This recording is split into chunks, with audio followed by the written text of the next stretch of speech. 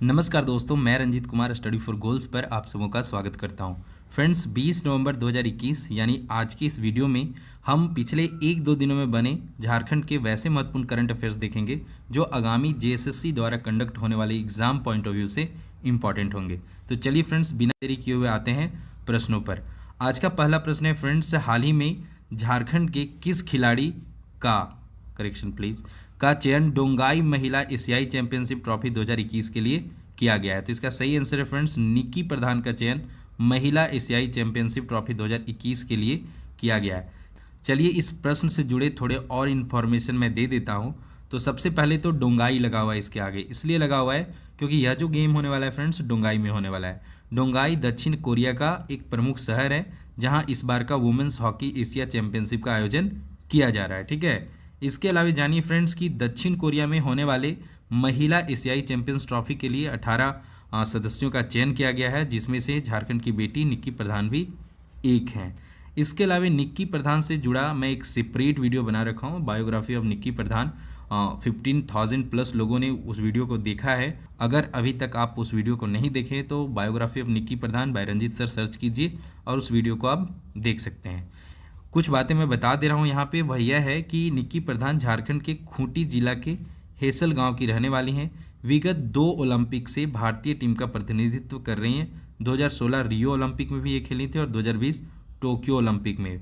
Hockey से Olympic में खेलने वाली झारखंड की यह पहली महिला खिलाड़ी है और दूसरी महिला खिलाड़ी है सलीमा टेटे, जो इस बार का 2020 का जो टोक्यो ओलंपिक था उसमें ये इन दोनों भाग ली थी। और भारतीय जो महिला हॉकी टीम थी वो काफ़ी अच्छा प्रदर्शन की थी। खैर मेडल नहीं ला सकी, लेकिन इनका जो परफॉर्मेंस था वो वाकई में पिछले 40 वर्षों या 50 वर्षों में बेहतर था। ठीक है, तो ये कुछ खास बात था इस प्रश्न से जुड़ा जो आपको जानना चाहिए।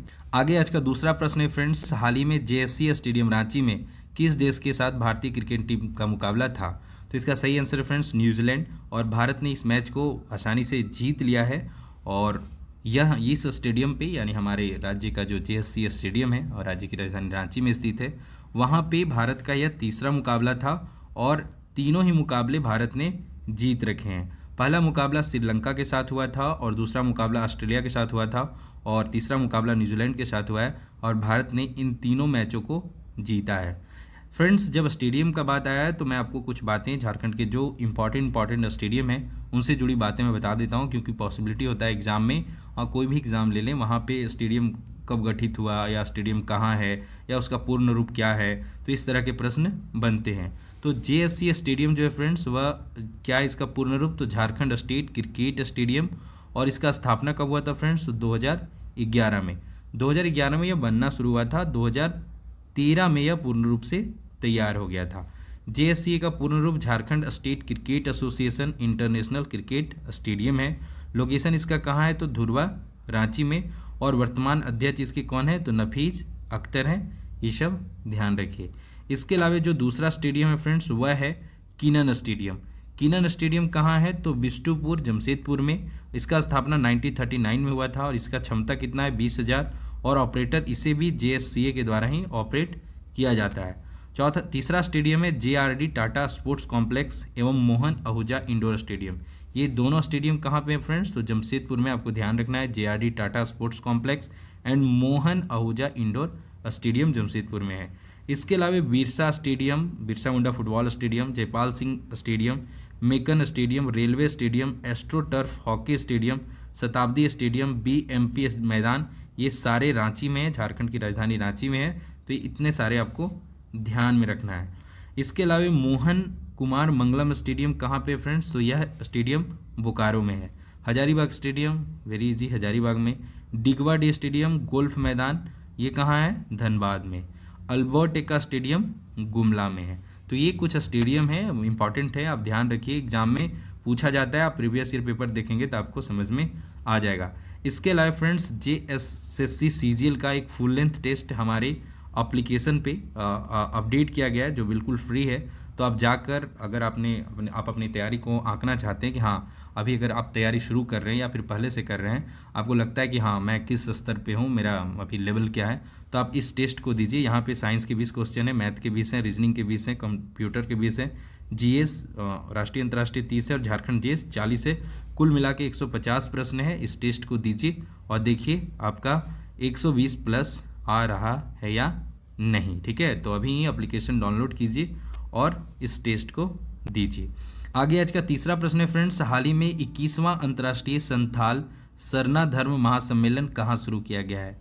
तो इसका सही आंसर है फ्रेंड्स, गोमिया बोकारो में अंतर्राष्ट्रीय संथाल सरना धर्म सम्मेलन शुरू किया गया है। तो यह संथाल जनजाति का यह एक तरह से क्या कहते हैं प्रमुख धर्म स्थल है। यहाँ पे अक्सर झारखंड के ही नहीं, बंगाल वगैरह जो पड़ोसी राज्य के जितने भी संथाल जनजाति के लोग हैं यहाँ पे इस महासम्मेलन में शिरकत करते हैं, आते हैं। ठीक है, थोड़ी बातें मैं बता देता हूँ कि बोकारो जिला के गोमिया प्रखंड अंतर्गत लालपनिया में संथालियों के महान तीर्थस्थल लुगुबुरु घंटाबाड़ी धोरमगढ़ में गुरुवार से 2 दिवसीय 21वां अंतर्राष्ट्रीय संथाल सरना धर्म महासम्मेलन शुरू किया गया है। और इसके मतलब पहले दिन मुख्यमंत्री साहब भी गए हैं यहाँ पे, तो इम्पॉर्टेंट है, यहाँ से भी प्रश्न बन सकता है। और एक और बात जो यहाँ से अक्सर प्रश्न बनता है वह है लुगुबुरु घंटाबाड़ी संथाल समुदाय की काफ़ी पुराने समय से एक धरोहर है और इस धरोहर की सभ्यता को होड़ दिसोम या सोसनोक जुग, होड़ दिसोम के सोसनोक जुग के नाम से जाना जाता है। तो यह इम्पॉर्टेंट है, होड़ दिसोम के सोसनोक जुग के नाम से भी इसे जाना जाता है, तो यह आप ध्यान रखिए। इसके अलावा फ्रेंड्स आपको एप्लीकेशन पे 2020 के, 2021 के और आने वाले 2022 के करंट अफेयर का एक सेक्शन है जो बिल्कुल फ्री है, तो इस सेक्शन का भी लाभ उठा सकते हैं। यहाँ पे कंटेंट बहुत जल्द बैक टू बैक अपडेट कर दिए जाएंगे। अभी बहुत कम कंटेंट है लेकिन फिर भी ये इंपॉर्टेंट हो सकता है एग्जाम पॉइंट ऑफ व्यू से, तो इसका भी आपको ध्यान रखना है। आगे आज का प्रश्न है फ्रेंड्स, हाल ही में निम्न में से झारखंड के किस सिपाही विद्रोह के नायक का शहादत दिवस मनाया गया है? तो इसका सही आंसर है ऑप्शन ए, जग्गू दीवान का 19 नवंबर को इनका शहादत दिवस मनाया गया है। ठीक है, तो ध्यान रखिए। आगे बता दूं फ्रेंड्स कि 19 नवंबर 2021 को पोड़ाहाट के राजा अर्जुन सिंह के दीवान वीर शहीद जग्गू दीवान के शहादत दिवस पर उन्हें श्रद्धांजलि दी गई है।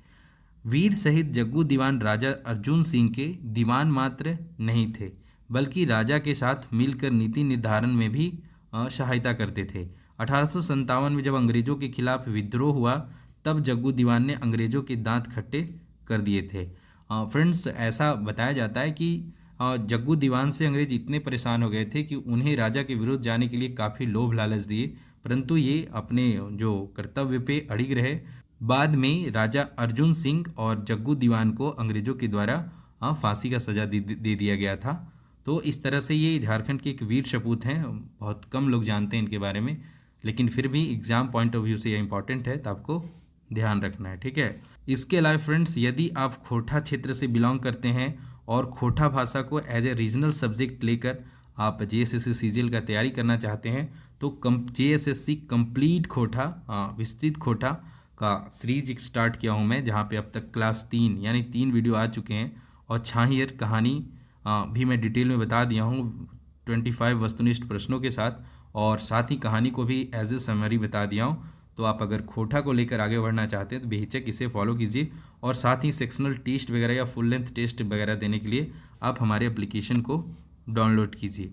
आगे आज का 5वां प्रश्न है, झारखंड सरकार के द्वारा आपकी सरकार आपके द्वार कार्यक्रम कब से कब तक तय की गई है? तो इसका सही आंसर ऑप्शन बी 15 नवंबर से 28 दिसंबर तक। ठीक है, तो आपके अधिकार आपकी सरकार आपके द्वार शिविर के जरिए लोक कल्याणकारी योजनाओं से आच्छादित किए जाएंगे राज्य के 4,351 पंचायत के जरूरतमंद। तो फ्रेंड्स अभी हम देखें पिछले 1-2 दिनों से बनने वाले 5 महत्वपूर्ण करंट अफेयर। अब हर दिन की तरह आज आपके लिए क्वेश्चन फॉर यू है या क्वेश्चन ऑफ द डे है, जिसका आंसर आपको कमेंट बॉक्स में देना है। प्रश्न है फ्रेंड्स, CNT एक्ट 1908 हेतु ब्लू प्रिंट किसने तैयार किया था? ऑप्शन है जॉन H हॉफमैन, ले गवर्नर एडवर्ड गेट और रामेश्वर लाल या ASJ बॉस। तो इसका सही आंसर आप कमेंट बॉक्स में लिखिए और CNT एक्ट से जुड़े 2-3 पॉइंट, एटलीस्ट 2-3 पॉइंट जो इम्पॉर्टेंट है वो सब भी आप कमेंट बॉक्स में लिख सकते हैं। लिखना चाहिए कमेंट बॉक्स में, अगर जो चीज़ें आप लिखते हैं वो आपको ध्यान में रहता है, वो चीज़ें आप भूलते नहीं हैं, तो बेझिझक कमेंट बॉक्स में आप इसका आंसर लिखिए। इसके अलावा बता दूं फ्रेंड्स, जो अभी का वर्तमान दौर है यानी नवंबर एंड दिसंबर, इस समय में आप जितना ज़्यादा हो सके पढ़िए। हर दिन 500 प्लस वस्तुनिष्ठ प्रश्न के साथ साथ डिस्क्रिप्टिव कंटेंट पढ़ने का भी टारगेट सेट कीजिए, क्योंकि जब तक टारगेट बड़ा नहीं रहेगा तब तक आप अगर आप 500 प्रश्न पढ़ने का टारगेट सेट करते हैं और 300-400 तक पहुंच जाते हैं तो इनफ है। इतना अगर आप पढ़ेंगे तो चीज़ें, कंटेंट को आप 2-3 बार रिवाइज कर पाएंगे, और इतना करना बहुत ज़रूरी है। बहुत से लोग करते भी हैं, बहुत से लोग उससे मैं इंटरेक्ट होता हूँ तो बताते हैं 500 वस्तुनिष्ठ प्रश्न एक एक दिन में पढ़ते हैं, और पढ़ना भी चाहिए क्योंकि 6 सेक्शन है। आप देखेंगे 5 सेक्शन जो पेपर 3 में है और एक रीजनल लैंग्वेज, तो जितना ज़्यादा हो सके पढ़िए। अभी अच्छा दौर है, वैकेंसी आएगा, आपको अच्छा अपॉर्चुनिटी मिलेगा, सिलेक्शन ले लीजिएगा, नहीं तो फिर देखिए झारखंड का क्या स्थिति रहता है कि एक बार वैकेंसी होता है तो 5 साल 4 साल के लिए रुक जाता है। तो वो जो रघुवर सरकार में एक जो दौर आया था उस टाइप का ही दौर अभी जो वर्तमान सरकार है उसमें भी आएगा, तो आप तैयार रहिए अपना जो सीट है वो लेने के लिए। तो फ्रेंड्स, मैं फिर मिलूँगा नेक्स्ट करंट अफेयर के वीडियोज़ के साथ या फिर खोटा के वीडियो के साथ। तब तक आप अपना ख्याल रखिए, पढ़ाई करते रहिए, और स्टडी फॉर गोल्स की तरफ से बेस्ट विशेस है, and all the best for your upcoming exams and for your preparation. जय हिंद, जय झारखंड एंड जोहार।